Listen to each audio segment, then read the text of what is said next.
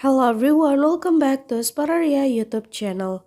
Alright guys, so yeah, in this video I would like to show you a tutorial on how to turn on floating keyboard on Poco M7 Pro.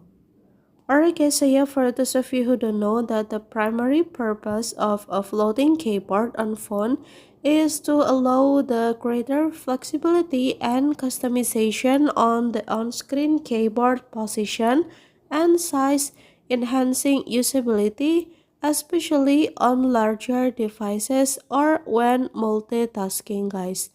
And how to turn it on is very easy. So yeah, without any further ado, now let's get started to the tutorial guys. Alright, the first thing first that you have to do is now you can show your own keyboard on your cell phone like this.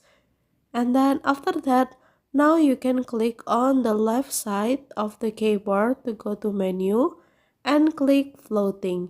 And then your keyboard will be floated like here, and then now you can reposition it or you can move it like this. And so yeah, it is your right. And then here's the tutorial.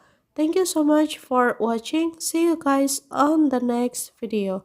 Bye bye guys.